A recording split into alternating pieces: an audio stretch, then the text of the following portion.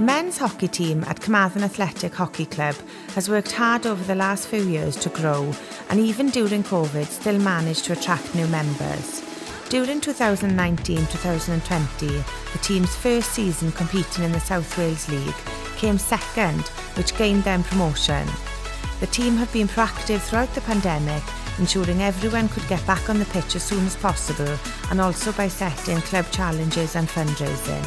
The team have a great ethos that was reinforced when they were awarded the Hockey Wales Team of the Year in 2019.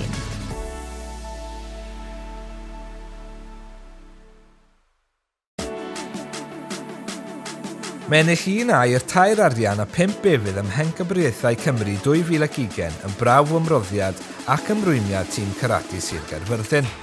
Roedd ei ymagwedd cadarnhaol yn amlwg trwy gydol y pandemig trwy greu dojo cwpl newydd ar-lein, aelodau gadw mewn cysylltiad a parhau ar eu taith. Roedd y tîm hefyd wedi gweithio'n galed i greu eu heriau eu hunan ac annog disgyblion i gymryd rhan mewn aroliadau graddio ar-lein ac yn yr awyr agored. Mae tîm carate Sir Gaerfyrddin yn enghraifft wych o ddenu pobl i gymryd rhan yn y gamp.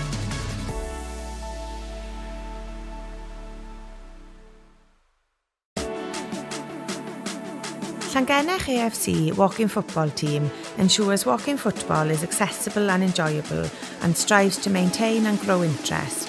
Throughout the pandemic, they have provided the opportunity to stay active and enjoy the sport of football. The team are a shining light for other clubs in the way they have developed, and the positive impact they have on the well-being of people who may otherwise have stayed inactive is inspiring.